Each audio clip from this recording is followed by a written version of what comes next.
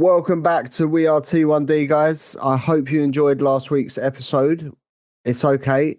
Jack has still not understanding what collaboration means, but it's fine. I don't, and I don't think I ever will until I get one myself. Exactly. And I still ain't used the collaboration feature, if I'm honest. But yeah. Anyway, going back to normal, guys. No topics this week, just a weekly catch up, which always brings a topic anyway, so we don't know what it is yet. There'll be one in there somewhere. Yeah. Oh, yes. Let's get into it and find out.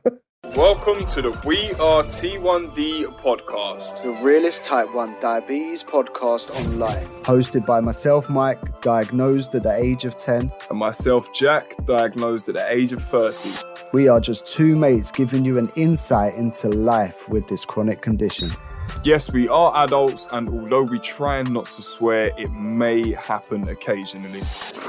Yeah, as Jack said, we are adults, but please take what we say as guidance and not medical advice. No, trust me, we are not doctors. We are just here to make sure no type 1 diabetic ever feels alone. So let's kick it off with listener, what are they called?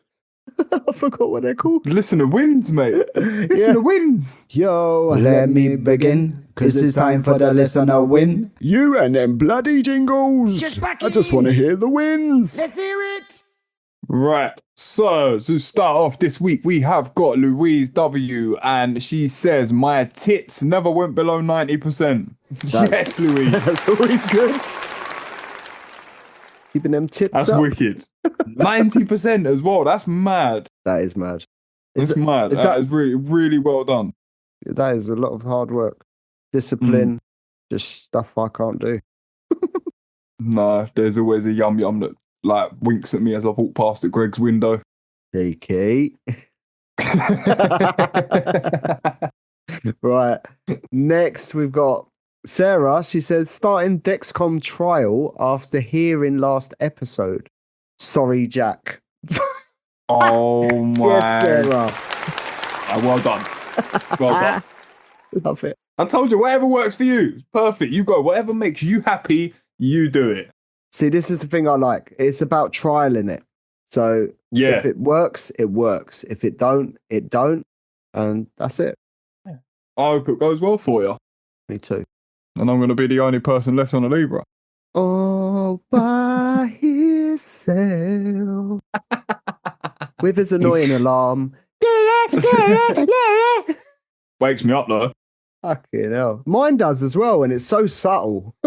The other one didn't. I had customs, didn't I? Yeah. That might be why. And next off, we've got Dean, and he said, week off work, what's not to celebrate? Yes, Dean. Yes. 100%. I need one of them. Yeah, I think I've needed one of them since I went back off the last time I had a week off. Right, so next we got Jord Hill. He goes, moving into my first house. Oh, that's wicked. Nice.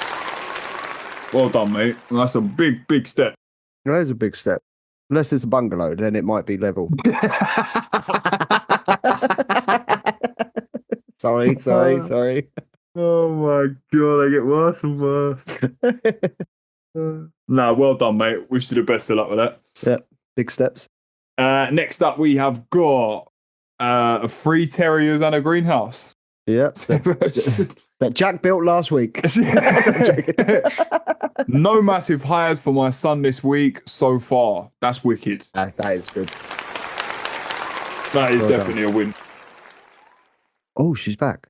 Guess who's back? Back again. Megan goes, so sorry not being active, guys. Me and Harry the cat, I remember, Yes. are back and listening. Love it. Had a bit of a bad patch.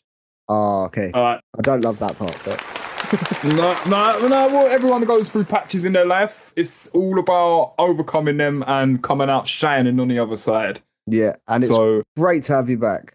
It is wicked to have you back. We have actually missed you. We've actually been saying off air, where's Megan gone? Yeah, where's Harry? Yeah, what happened to Harry? But yeah, you're back. And we're glad. So, well done. Whee. Next up, we've got Amelia, and it said, I just wanted to start by saying your podcast is ace. I was diagnosed with T1D just 9 weeks ago, aged 31. I found myself super unwell and in DKA, rushed into resus. I'm 9 weeks in and back to running 5 kilometers. Diabetes will not stop me. I had such anxiety for exercise, but I put on my big girl pants and got out there and it felt so good. I'm still in a complete whirlwind and have so many daily challenges, but I am still learning. Your podcast is so real and really helps me realize I can still live my life. Love that. Wow. Love that. Wow. Well done to you. Yeah, big well done. You sounded just like me. They're relating a lot to you as well. In a way, I guess. As I say, I was reading that and I could just picture myself thinking exactly the same stuff like a few years ago. Well done. Honestly, it does get better. It does get easier. You do learn, like you say, you're still learning. It's all a learning curve, and once you get it spot on, that's it. You're set for the rest of your life. Yeah, till the next day. Yeah, pretty much. Yeah. Come on, yeah, keep it real, Jack. Keep it real, mate. Keep it real. Oh yeah. No, but once you learn, that's what I'm saying. Once you learn to live with certain things, like it doesn't bother you so much. Whereas when you're first diagnosed, you start thinking, shit, I'm doing something wrong. And now I can say from experience, now I do things and I'm like, oh fuck it, it is what it is. Like that's what I am now. Yeah. Keep living your life. Literally, keep living your life, and you can do whatever you want. You can eat whatever you want. You can be a fucking superhero if you want to. You are a superhero. Right, next up. It's surreal. My A1C dropped 10 points. Well done. Yes. Wicked. That is spot on. Like it. Next up, we've got Laura Lou. Laura Lou. It's a tongue twister. Laura Lou. Having a meltdown. Oh, not having a meltdown through airport security like I normally do. They made it so easy. That is a win. Yeah, that's definitely a win. Well done. It's always nice when people make it easier for us. Yeah. Don't happen often. I'll tell you what, with security, it actually does for me personally. To be honest, yeah, I've never had a bad experience with security. To be fair, half the time they just look at me and I say I'm diabetic and they go, oh. It's like security are scared of us, if anything. Yeah, don't touch my needles. There's needles in there. Don't scam me. Not allowed through that. I'm not allowed through that. You can't put that near me. Just put me on the plane. It's quite true though, isn't it? Stadiums, airports, everything. We just float through. Yeah. And Laura, did you use priority boarding? Because you get that as a type 1 too. Yeah, I didn't. Next time I go, I'm definitely taking advantage. I didn't know that. I don't want the bloody attention, so I probably won't mention it. Not attention. Fuck it, you get to get on a plane. Well, before everyone else? Yeah, fuck it. What if you want to get off though? They're like, no, you've got to wait till the end. Your priority. Yeah, that's it. You got to sit there now. Nah, mate, get me off first. I want that weather. Typical Brit. Hanging off the door. As soon as it touches the tarmac, let me out. Hawaiian shirt, shorts. I'm there, baby. Yeah. Getting changed on the plane. Go in the toilet in a full-on hoodie with a pair of jeans on. You come out with a Hawaiian shirt on, sunglasses, towel around your neck, pair of Havanas. And what's the Mexican hat called? Sombrero. And one of them. And the maracas. I'm on holiday. Right. It's a diabetes podcast. Let's move on. Yeah, we've got to keep it serious. Next up, we have got Chris W. And he says, after going onto Libra 3 with blood glucose all over the place, now have nailed it down to 95% time in range. Yes. Well done, mate. I'm glad you finally got there. That. I'm 95%. So all these 90s, man. I really need to kick myself up the arse and have a bit more discipline, I think. Nah, I don't want to stress. I'm happy. That is true. Next, the one and only Maria.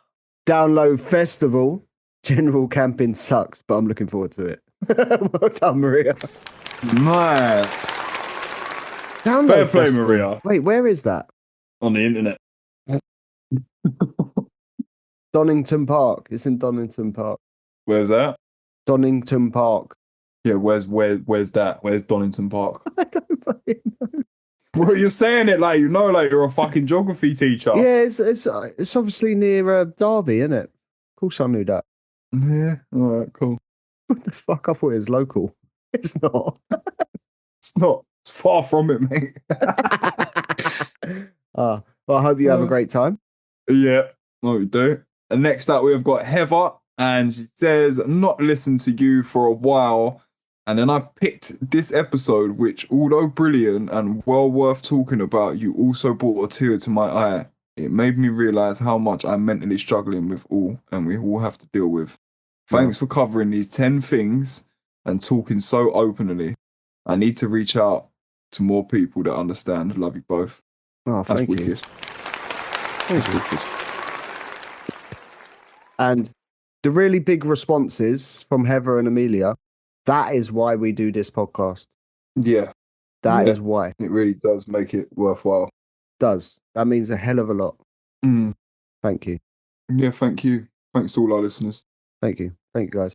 All right, so let's jump straight into it, mate. What have you been up to? Because we haven't actually had a little catch up for a couple of weeks now. We talked about was together the other weekend. Yeah, we've physically had a catch up, but I mean, on the podcast, it's been mostly topical episodes, hasn't it? Ooh, typical. Ooh, yes. Mm. I've not been up to much apart from I had my DSN thing. I got a massive goodie bag. Come out with that. Also come out with a Dexcom sensor, the OnePlus, which obviously from last week's episode, everyone knows I've fully switched now. Even though I have so many Libras in my cupboard, I literally have like 6. So, but I'll yeah. have them. If I you don't think- want them, mate, I'll have them. Well, You should always keep a few, though, in case anything does go tits up. yeah. And I also need to do my first prescription of the actual Dexcom rather than just robbing hospitals. Yeah, that is very true. So, he was very pleased with me, very impressed with my time in range. Good. Yeah, it was Bob. It was good to see Bob after so long. And he remembered me. I mentioned the podcast, and I said I'll do it with Jack. He goes, "Oh, is he a patient here?" I go, "Jack." He goes, "What, the fencer?" And I said, "Yeah, the one that's ching ching ching. You know, he does fencing." He goes, "No, he puts up fences." And I go, "Yeah, that one." And yeah, it's just a really nice meeting with the DSM. Yeah, that's nice, man. And which is a good reminder to everyone, make sure you stay up to date with all your checks and that, because Yeah, they're important. they are important. And also, if there's anything you're missing out of your kit or whatever, that is the best place and time to get it sorted. Yeah. Just say I ain't got a glucagon. Say you ain't got one of them. Boom, you'll get one. Just anything you need, let your DSN know, and they have a duty of care to deliver it to you. Apart from that, I've been working out my Dexcom 1. Yeah. Rejoined the gym, finally done it. Way. Only been once at the time of recording this podcast, and I can honestly say, ouch. Ow. But your first day back last night, what happened? I had a push day. And I pushed through it. I didn't drop, my sugars didn't drop once. Right, so I made sure I was 10 going to the gym. Mm-hmm. They went up to 11, come back down. Once I finished my session, they went down to 9. A bit later in the evening, they went down to LO. Yeah. So, yeah, but that might have also... Did you eat? Yeah, this is what I mean. This also might be a miscalculation on my dinner. Yeah, so for the activity, and you didn't tweak your ratios. Yeah, and obviously activity, I'm more sensitive, and it's fierce. So it's, all the calculations, complications. my brain cannot take it, you know. Brain hurts as much as your muscles. Got brain pain, guys. Brain pain. Brain pain. It hurts. 24/7 headache. Oh, yeah. And paracetamols are too expensive. Yeah, back it up. Yeah, we'll get into us meeting up after this bit. But yeah, Jack, how's your week been? They're pretty all right, actually. Wait, not just your week, your life. Because it's been a while. Yeah, my life. My life? Yeah, no, I've been sweet, mate. Nothing really out of the ordinary. I've been doing a lot of painting. Yeah. Which is very good for my mental health at the moment. That's good. It's a fucking expensive hobby, but I think I remember I kept saying last week with the episode with Richard when he was explaining about his Xbox and how much money he'd spent on that. And I really don't think you can put a price on something that stabilizes your mental health. No, you can't put a price on being happy. Literally. So if it costs me however much to go out and be happy for a few hours, that's exactly what it is. Simple. Yeah. But my fucking blood sugar's always so stubborn when I go. Yeah, I did notice. And there's another thing, I will circle back to that because I know it's something we both want to touch on.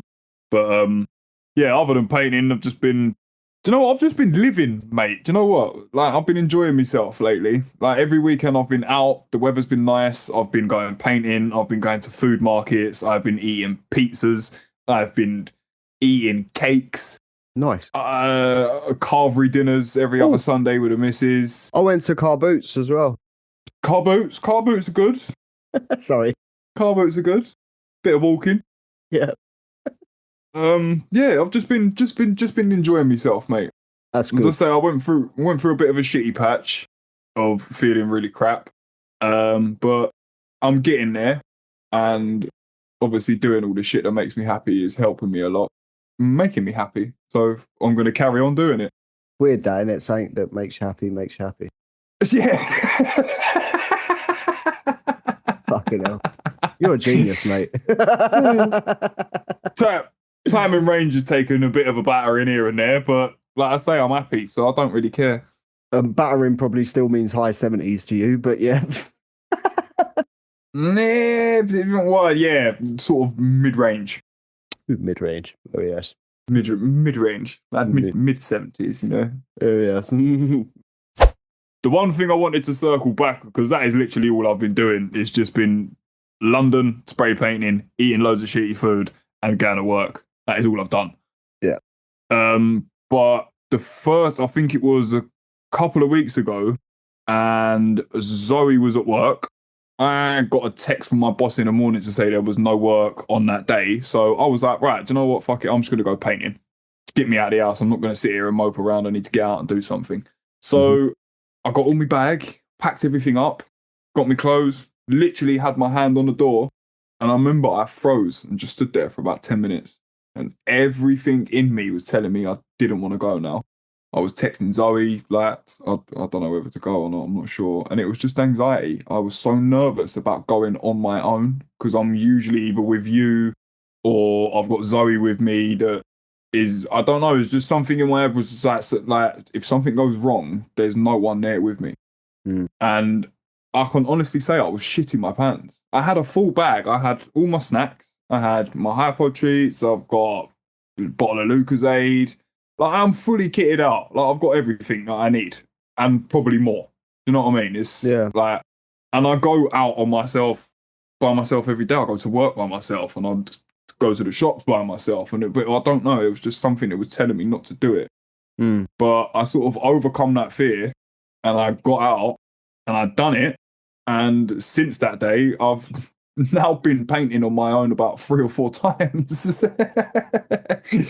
Because I've sort of overcome it. But the actual initial fear, I remember the bus journey from my house all the way to Norfolk and then on the train all the way into central London, my blood sugars were so high.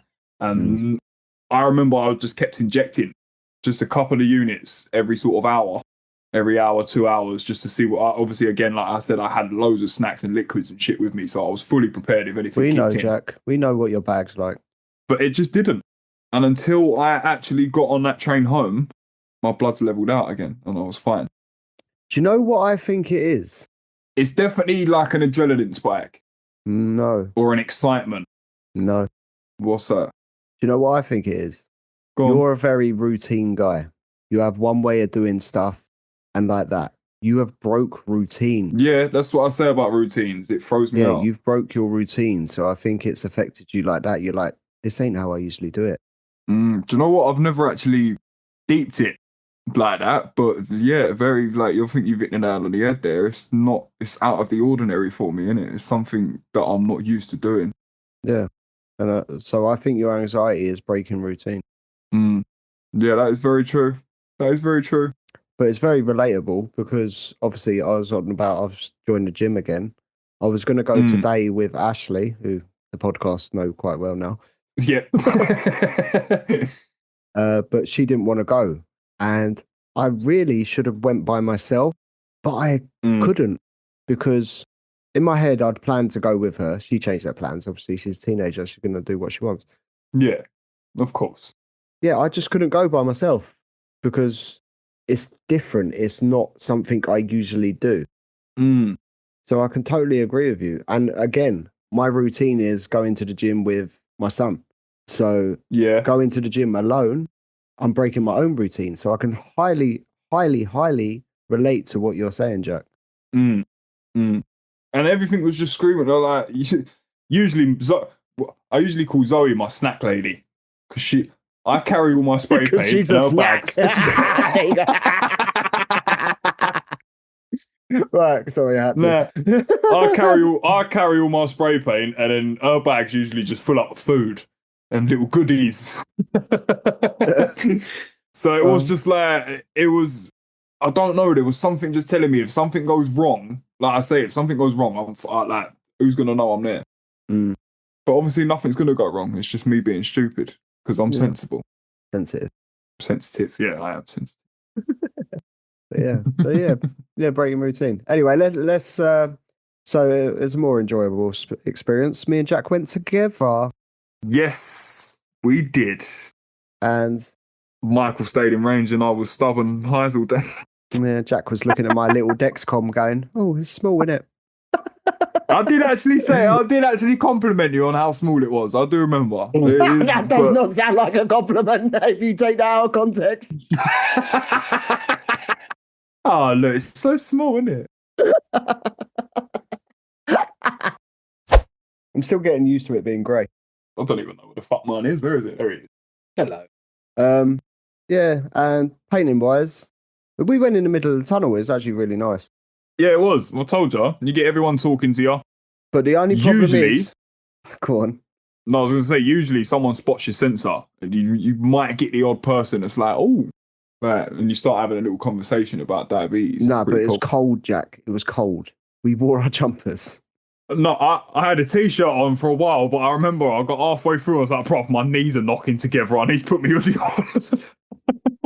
And then I was like, "Yeah, that's a good idea. I might do that too." Yeah, it's cold. I was standing there for 2 hours, freezing. Like, oh yeah, shit, I've got hoodie there. Like you say about conversations in Type 1, you was chatting to the other artists, weren't you?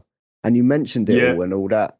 I always do because people with graffiti always sort of assume straight away that you're just an active graffiti. See, to me, there's a graffiti artist and there's a graffiti writer.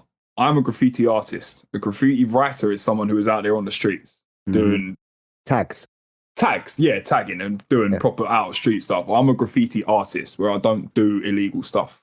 So I feel like I have to explain that to certain people why I don't do that. So it's like an excuse. Like I'm not. He not plays just the out here just trying to diabetes be card on graffiti, guys. Yeah, because it's like it's the culture. I don't want to be out here thinking like people like, oh, he's just an Instagram writer trying to get internet fame by posting his stuff and things like that. But it's just the fact of why I'm not out there doing that stuff is A, because I'm too fucking old now. And B, is because I've got a massive sensor on my arm, and every time I try and be quiet, an alarm will go off. And it's illegal. It is, yes. Yeah, that is the main point. Of course. What am I? Hey, you're an artist. I'm trying to get more like call it a tradition. I'm trying to be a traditional artist because obviously everything with me is computers. So Yeah, well, the thing that you sent me the other week, and I said, like, we're both going to do, and I don't care what you say, we're going to do it. I'm telling you, I'm not asking you, I'm telling you, we're doing a massive, massive type 1 diabetes piece. yeah, all right. We'll set a day for it, guys, and we'll put it on our stories if anyone wants to come down as well. Yeah, 100%. That's a fucking brilliant idea, Michael. That is I'm gonna like do a big wall with We Are T1D on it. I'm gonna do some characters and do little things and whatever. And if you're out and about in London on that day, come and see us. And I will personally, anybody that comes there who is a type 1 diabetic, you will get to sign the wall with the spray paint and be part of the artwork. That's a really good idea as well. T1D spray day. 100, yeah. And we've got a We Are T1D meetup. Yeah. Ooh. Sort of / graffiti art day. Bring the kids as well. Fuck it. It'll be a family fun day. Yeah. Come down in Breaking Bad suits. Come on, guys.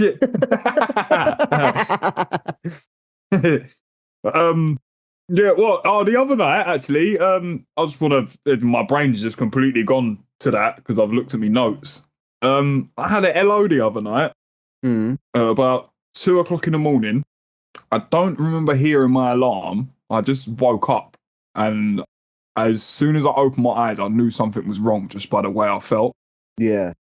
So I just tapped my phone screen, and it was LO, just in bright red letters. So I was just like, fuck, instantly, I'm up.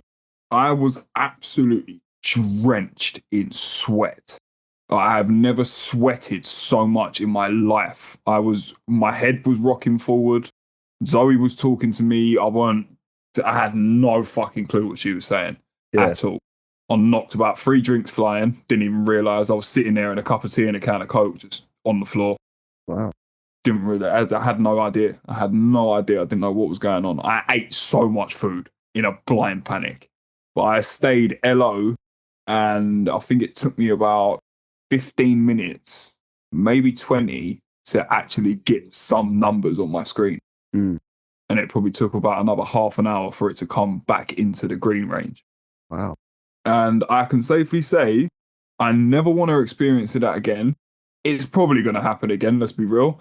But that was one of the most scariest hypo experiences I've had since diagnosis. That was bad. Like I thought I was going to fucking go unconscious. I'm actually quite speechless. It's very scary, bro. Honestly, we have a laugh and a joke on the podcast, and we try and keep it as happy as possible. But this is the reality of T1D, and that shit happens, and it did. And like I say, it was fucking scary, bro. Well, at least Zoe was there.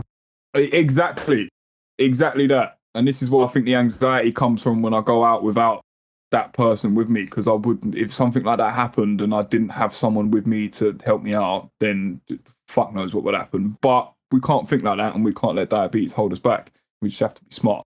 Yeah. I can't even play trumps with you. Nothing recently has happened to me. I had an LO, but I was all right. Yeah, well, I was to say, I've had lows, and we all have hypos, do you know what I mean? I'm fucking hypo at least every day, bro. But it's just like, nothing has ever felt like that. Like, that was honestly so scary, and it is really sort of like, fucking hell, I really don't want that again. Right, guys, let us know in the comments about your scariest hypos. How you felt, what you used to get back up, if you actually remember. Just let us know in the comments. I can actually tell you that I had a baby can of Coke. I downed half a bottle of Lucozade because the Coke wasn't working. And I had a apple. I find apples are really good for hypo treats because they give you something to bite, but they're juicy, so it gets the craving of having something like a sweet liquid in your mouth as well. Try easy peelers, mate. Oranges, I use them at work, bro. Fucking brilliant. Yeah, they're brilliant, aren't they?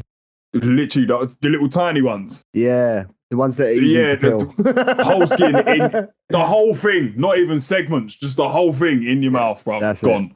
Yeah. Fruit is very good. Yeah, I've used it a couple of times at work. I never used that at home, actually. I think I had a couple of biscuits as well, just to sort of seal the deal. Mm. Nice. Right, let's quickly do time and range, Jack. Let's go. So, time and range this week, I'm 75%. Oh, I'm 76%. Well, I told you you beat me. By 1. It doesn't matter, you still beat me. Right, that's it for this week. Guys, thank you very much for listening.